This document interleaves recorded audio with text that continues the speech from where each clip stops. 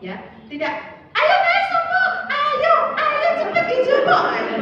Tapi ada nada, makanya latihan lagu itu tadi pada re re re, itu maksudnya. Ya, gitu. Oke, ternyata semuanya sudah bersih, semuanya luar biasa, tepuk tangan untuk semuanya. Kayak gini. Mengubah strategi. Kenapa kita membuat permainan? Karena anak itu selalu suka bermain. Ya. Anak tidak suka disuruh. Karena kalau disuruh merasa bahwa dirinya nggak suka. Gitu. Maka banyak anak kalau disuruh, deh ayo beresin, kalau nggak beresin awas. Apalagi diancam. Masuk telinga sini, keluar telinga sini. Apalagi gurunya wes kalau juga kan kalau disini. Iki, tangan nih. Ada nggak guru begitu? Nggak ada kalau di sini. Adanya jauh di mata, dekat di hati. Ya, lalu bermain-main. Itu loh bermain-main. Semua kegiatan anak-anak harus dilakukan dengan bermain. Jangan seperti anak SD SMP. Guru di depan anaknya belajar sendiri. Anak PAUD sukanya bergerak. Seluruh panca indera harus dipakai. Bukan hanya tangan dan matanya, kakinya pun dia harus bergerak. Harus berlari, berjalan. Mereka itu karena apa? Menggunakan seluruh panca inderanya, ngomong juga gitu. Jadi bukan hanya koordinasi antara tangan dan mata. Tapi selama ini kegiatan yang diberikan oleh guru-guru itu kebanyakan kegiatan koordinasi antara mata dan tangan dan hanya mengandalkan motorik halus. Padahal jelas ada 6 aspek perkembangan di dalam satu kegiatan. Ya, maka itu kegiatan haruslah dikemas bermain. Ya. Tuh. Lalu mengajukan pertanyaan. Guru di dalam bermain harus mengajukan pertanyaan kepada anak. Tidak semua anak, boleh memilih satu. Contohnya, ya, saya ini memberikan contoh karena nanti ada praktek. Ketika anak bermain di sini, anak tidak akan bisa muncul asesmennya ketika anak itu tidak ditanya oleh gurunya. Contohnya, ketika dia bermain, misalkan dia bermain ini, guru hanya mengamati toh. Banyak anekdot katanya. Oh, ayam jopo iki loro, dileboke botol, cuma begitu. Tidak akan muncul CP-CP yang lainnya. Tapi kalau dia berkegiatan seperti ini, misalkan ini dia membuat apa, guru bertanya. Misalkan menuang, ya. Adek, hari ini apa yang kamu lakukan? Guru bertanya.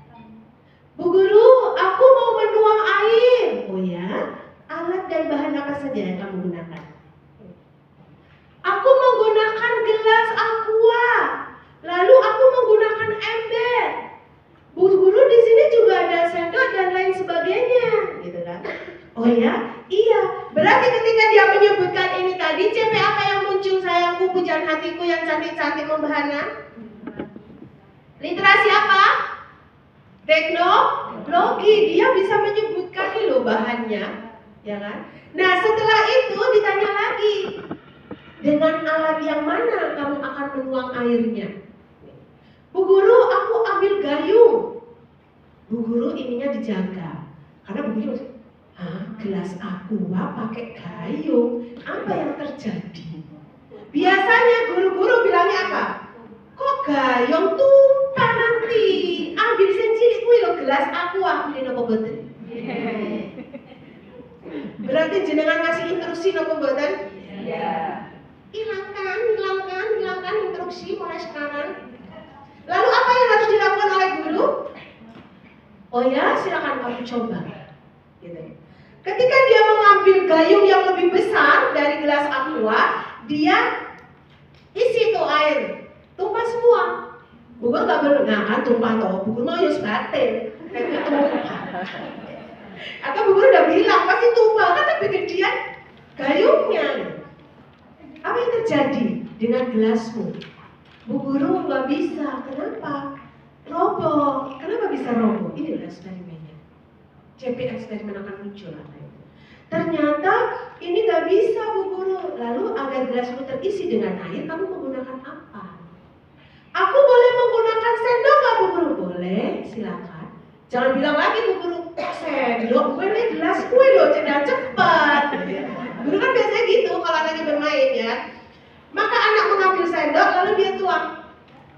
Bu guru bilang, kalau kamu memasukkan air ke dalam botol dengan sendok, adakah yang lebih cepat caranya? Mikir dia. Maksudnya ini loh, di dalam kegiatan itu anak selalu berpikir. Bu guru, aku pakai gelas boleh nggak? Silakan. Dia pakai gelas ternyata bisa. Nah setelah ini, biar kreativitasnya muncul, maka apa yang harus dilakukan oleh guru? Pertanyaan kalimat terbukanya apa? Ayo, kan sudah selesai, berarti kalimat terbukanya lagi apa? Berapa waktu yang kamu gunakan ketika kamu menggunakan gayung, sendok, dan ini maksudnya sudah menganalisis. Membandingkan, berarti literasi matematikanya. Anak menjawab, itu jati dirinya, ya kan, berani menjawab. Nah, setelah dengan begini, Bu guru bilang agar kreativitasnya muncul, bisa nggak kamu menemukan alat yang cepat tetapi tidak tumpah? Apa yang bisa kamu gunakan?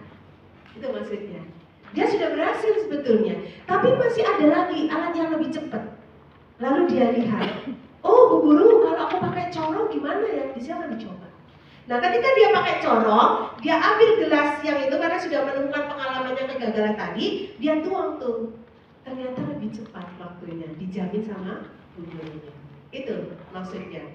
Ada pertanyaan di kegiatan anak. Nah ini yang jarang dilakukan oleh guru. Kenapa? Karena setiap kegiatan guru hanya langsung menilai atau mengamatin saja. Oh dia mandi. Oh Bu guru ini bagaimana? Yo wes guru cepat jaga, aku tak harus meneh. Bu guru kira jangan ini kayak gitu. Bu guru tak video wes menunggu ini dan anu. Itu memang video gitu. Ya kan? Tapi nggak ada pertanyaan bermakna yang diberikan ke anak. Untuk apa sebetulnya? Maka harus dipilih satu anak, dua anak ketika di dalam kegiatan itu untuk bertanya, gitu ya. Bermain-main mengajukan pertanyaan, menebak. Ya tadi sudah menebak itu. Apa yang terjadi jika kamu menggunakan gayung? Oh ternyata tumpah semua airnya. Mendiskusikan temuannya. Tadi sudah mendiskusikan. Seperti apa tadi mendiskusikan? Bagaimana? Kalau kamu menggunakan 3 alat ini, mana yang lebih cepat? Itu mendiskusikan dengan anak. Paham sampai sini? Nah, tapi dari sekolah itu lagi. Yang kedua, menggunakan imajinasi ketika bermain peran. Nah, dia akan bermain dengan imajinasinya ketika guru tidak menuntun dia. Tapi beda. Kalau ketika menuang, guru sudah begini, ayo anak-anak ambil gelasnya satu-satu, ya kan? Lalu ambil lagi gayung, nah diisi dari toples yang itu ya airnya. Kayak Bu guru ini pakai corong, biar nggak tumpah semua ya. Muncul nggak imajinasi mereka? Iya, nggak muncul gitu. Karena apa? Sudah dikasih instruksi, dikasih jalan keluar, padahal belum tentu jalan keluar yang diberikan oleh Bu guru itu betul gitu ya. Ini bermain bahasa bercerita. Nah, di dalam kegiatan itu, di kelas yang kreatif itu, setiap hari itu ada bermain bahasa dan bercerita. Boleh tebak bahasa. Misalkan, aku suka huruf A, A, A, A, A, A, A. Kau suka huruf apa? Sebutkan. Kalau kau suka huruf C, duduklah, duduklah. Boleh gitu. Bermain bahasanya. Lalu bercerita. Di dalam kelas itu harusnya setiap hari itu guru bercerita. Saya bilang seharusnya. Tapi kenyataannya guru-guru saiki gak tahu cerita. Iso seminggu sekali hari Jumat pas barengan, atau kalau tidak nunggu mengundang pendongeng gitu. Karena jarang bercerita. Banyak buku yang di lembaga tetapi Tapi guru itu jarang menggunakannya. Guru setiap hari harus bercerita kepada anak, apapun ceritanya, tidak harus tunggu mempunyai buku yang banyak. Nanti akan saya ajari foto bersari itu bisa dijadikan cerita untuk anak-anak ya. Nah, ketika bercerita, maka guru PAUD itu harus mempunyai keahlian. Maka jenengan diutus pelatihan, diajarin terus, biar nggak malpraktek gitu kan. Biar punya strategi dalam mengajar. Guru harus bisa bernyanyi itu pasti. Jadi ada guru PAUD kan so nyanyi, mundur tengah guru PAUD. Guru PAUD harus bisa bercerita, nek gak iso cerita mundur. Mundur kabeh. Harus belajar bagaimana teknik bercerita. Bercerita itu kalau tidak tahu atau tidak bisa tekniknya, mendingan bercerita dengan badannya sendiri. Daripada Anda bercerita menggunakan buku, kayak tadi dia bawa buku cerita deh. Kalau Anda bercerita dengan menggunakan buku cerita seperti ini, nih ya, ini harus hafal gurunya. Kenapa? Agar gurunya nggak begini. Ya kan? Anak harus sejajar dengan guru. Jajar kan? Ini di sini. Anak-anak, hari ini Bu Aziza akan bercerita tentang kancil suka makan ketimun. Dibuka ya, buku ini karya dari Ibu Nani. Ini guru sapa, jadi nggak usah. Ini karena ibu guru kan gini, kita bercerita tentang kancil mangan. Buku ini karya Ibu Nani. Anaknya melu ngene, ya kan? Nek gurune karo nggak ngomong betul dikribatin. Gini, setelah dibuka, oke, kita buka ya halaman pertama. Oh iya, buku ini ternyata diterbitkan oleh penerbit siapa? Kita buka, deng. Ada gambar apa itu teman-teman? Oh, Bu Guru gambar kelinci, itu ada kelinci. Iya. Nah, mulai ya Bu Guru baca ceritanya. Gak usah, ayo Bu Guru mau cerita, duduk ya, gak boleh ngomong. Kan Bu Guru yang cerita, dengarkan ya, harus kayak gitu. Ya kan? Kita buka ya. Suatu hari, si kancil di dalam hutan, dia berjalan-jalan. Tiba-tiba dia melihat apa ya yang dilihat, boleh begitu, bikin mereka penasaran. Oh, ternyata si kancil melihat ke timur. Apa yang terjadi? Ada ketimun yang bagus-bagus sekali. Kayak gitu. Sampai cerita, nggak akan tak ceritain sampai selesai. Kalau jenengan belum malah dulu. Begitu. Paling tidak guru harus bisa 2 suara atau 3 suara, dan itu latihan. Latihan di dalam. Apa sih yang kau lakukan? Jadi lidahnya boleh ke dalam. Kalau misalnya tua, jangan.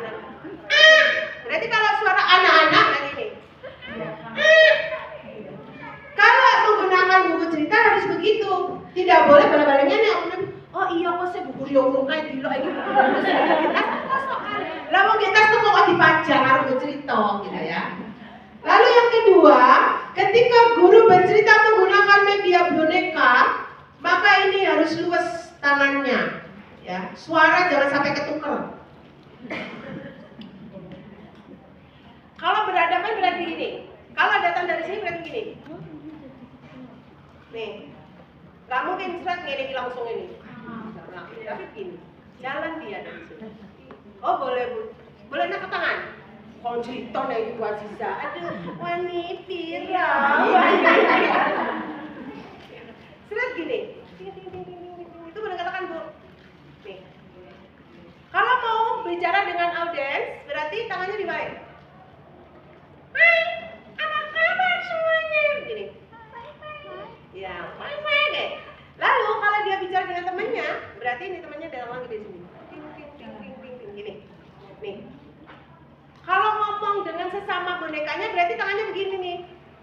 Tapi kalau ngomong sama sana berarti gini. Jangan ngomong sama sana, ini. Dia kan penonton tapi gini nih. Jadi gini. Aku mau ngomongnya sama penonton kok. Nadinya sini. Hai penonton. balik, tidak boleh langsung nenek, hilang no.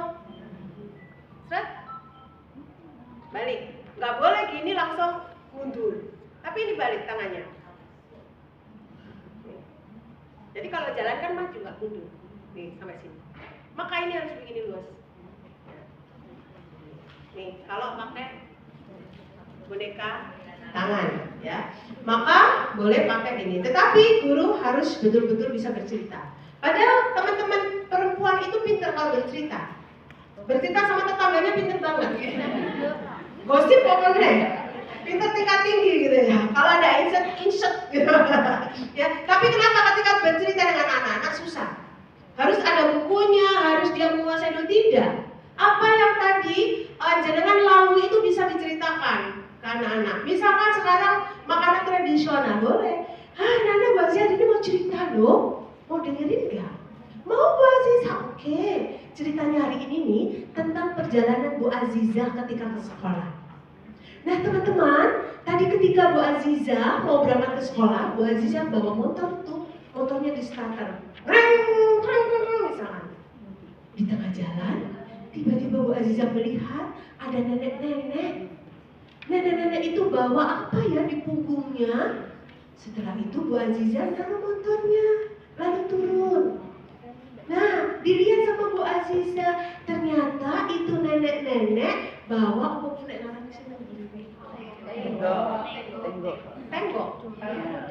Tenggok. Ya bagus kok tenggok gitu ya. Bawa tenggok dan di dalamnya ada makanan yang enak sekali. Rasanya manis, makannya pakai kelapa dan itu terbuat dari singkong. Siapa yang tahu makanan apa itu? Ini mas cerita saja. Tapi dikemas yang menarik, ekspresi, nggak fals gitu. Daripada Anda mengenalkan anak-anak, hari ini temanya makanan tradisional. Tewol, teko telo, gedok, teko telo, kayak gitu. Tapi lebih dikemas dengan cerita. Berkonsentrasi untuk tugas tunggal dalam waktu lama. Berkonsentrasi tugas tunggal dalam waktu lama. Berarti itu di kegiatan mana? Inti. Maka di kegiatan inti itu haruslah dipilih kegiatan yang waktunya lama. Tidak boleh kegiatan yang cepat selesai. Kenapa? Kalau kegiatan cepat selesai, 1 menit, 2 menit dia lakukan. Lah yang bermenit-menit itulah yang bikin dia lari-lari. Maka carilah perbuatan kegiatan yang waktunya panjang. Dia menyelesaikannya. Maka guru PAUD itu harus bisa melihat kegiatan-kegiatan yang di awal, di inti, dan di akhir. Kayak kemarin, Bu Azza bilang, kalau kegiatan anak-anak sebutkan nama-nama pohon yang kamu ketahui. Berarti masuk di kegiatan apa? Awal. Tidak mungkin di kegiatan inti. Biarpun sudah disediakan Bu Guru, misalkan ini alat-alat pemadam kebakaran. Lalu Bu Gurunya bilang, anak-anak silakan diambil alat pemadam kebakaran yang kamu sukai. Mengambil toh. Berapa menit itu? Nah, 2 menit lah, wes ngambilin Bu, ini aku yang aku suka, ini wes rampung. Tapi beda, kalau Bu Guru bilang, anak-anak mainlah dengan alat yang ada di sini, itu beda. Atau buatlah alat-alat untuk memadamkan api, itu bagus. Ya, kalau buatlah berarti itu di kegiatan inti karena lama. Maka kalau ada kegiatan yang hanya menggunting, hanya ya, berarti bukannya tidak boleh, tapi hanya menggunting bentuk. Berapa menit selesai? 5 menit, wes selesai. Padahal Anda ada waktu berapa jam itu? Harusnya dari jam 9 sampai jam 11. Nah, 45 menit. 5 menit sudah selesai, saya 40. Adik ke apa? Nyanyi perahu layar. Ada 40 menit yang akhirnya dibuat anak untuk apa? Eksperimen, eksplorasi. Jiwiti koncone, belayu-belayu, naik ke atas meja, menunggu gurune baru teriak-teriak dan ditarsan. Dek, ini lo selesai, udah selesai kok Bu Guru. Ya wes tunggu koncone sing selesai lo, wes kayak sing ngantuk lah, wes rampung kok nunggu ganteng. Gak ada yang dikerjakan. Ya. Berarti sebetulnya kesalahannya kepada siapa? Menurut gue biasanya sih disalahkan sama. Udah paham ya sekarang ya kesalahannya guru ya. Menata sesuai dengan selera. Maka invitasi itu alat ini sebetulnya harus ditata sesuai dengan selera anak-anak. Maka kenapa di kurikulum Merdeka itu peta konsep, kegiatan itu dibahas dengan anak-anak. Tapi kan kita canggih, sudah merancang kegiatan semester yang lalu, gitu kan? Atau 1 minggu tidak apa-apa. Tetapi itu bisa diganti, makanya modul itu jangan di-print dulu, hari Sabtu baru di-print. Ketika sudah selesai semua pembelajaran. Jangan hari Senin, ya kan? Hari Senin dikomunikasikan dengan anak, sudah peta konsep dibahas, anak sudah eksplorasi mungkin. Nah, di hari Senin sebelum Anda masuk di hari Selasa, anak-anak, besok kegiatan apa yang ingin kamu lakukan? Di sini tadi Bu Guru ada membuat bahan-bahan ini, bahan-bahan ini dan sebagainya, boleh digituin. Bu Guru, aku besok mau bikin alat transportasi, aku mau bikin mobil-mobilan. Oke. Siapa yang mau bikin mobil-mobilan sama dengan Dino? Aku Bu Guru. Iya, tapi gak usah dihitung. Oh iya, tak catat ya, saya awas. Aku tuh gak mobil ya. Nah itu pindah benar, itu bukan. Tapi hanya untuk menstimulasi anak itu memilih. Oke, yang tadi besok memilih kegiatan membuat mobil-mobilan, maka bahan apa yang kamu perlukan? Gitu loh maksudnya. Bu Guru, berarti aku besok bikin mobilnya dari kardus bekas. Aku butuh kardus bekas. Tapi aku maunya besok mobil-mobilnya dari kayu. Berarti aku mau kayu, Bu Guru. Banyak. Oke, kalau begitu sekarang bisalah anak-anak ambil bahan-bahannya dan ditata di meja. Itu boleh. Tapi kalau kalau kelas Anda kelas bongkar pasang, ya kan, ini masalah sih guru anak aja kayak sok kelas bongkar pasang, akan turu, gitu kan? Ngono tapi gak ada sekali ngomong kok, ya bisa ngomongnya dewe. Maka apa yang harus dilakukan guru? Cuma tinggal, oh ya, berarti bahannya itu ya, besok akan kita tata itu bahannya kayak gitu. Lalu lagi ada kegiatan apa lagi? Baru besok paginya anak-anak itu diajak Bu Guru menata bahan. Itu manfaatnya buat apa? Agar anak-anak itu nggak main bebas, gurunya sibuk. Maka kalau ada gurunya cuma 1, anaknya 20 atau 15, ini pas dipakai strategi ini. Pagi gitu datang, ayo yang sudah datang kita akan menata ya invitasi main kalian. Loh, kayak gitu loh. Oh iya Bu Guru, anak-anak senang. Kenapa? Karena dia dilibatkan. Kalau jenengan kan enggak, seneng banget repot dewe. Guntingi dewe ning omah, nyekliki dewe ning omah. Isu-isu ngrungkut noto dewe, ya ta. Wis bar ditata ngono kuwi, wis anake teko Bu Guru kok noto lanang sik kene jopo. Kunci sik kaya apake. Enggak melibatkan anak. Anak kan penasaran ya, apa sih Bu Guru kok dikunci-kunci, diuetek-etek. Nanti pokoknya nanti beres bar senam baru itu bermain. Dia apa buatnya kasih bunyi dengan sama kayak. Padahal harusnya apa ini? Menata sesuai dengan seleranya. Maka kalau ada anak yang bingung dengan alat yang disediakan Bu Guru, ya pantes tuh, wong ora kenal kok. Tak kenal maka tak sayang kok. Ya kan? Anak nggak kenal bahan apa yang disediakan Bu Guru, dia nggak tahu itu bahan buat apa. Karena yang memilih Bu Guru, lah kenapa yang bikin kok anak-anak yang Bu Guru aja gawe?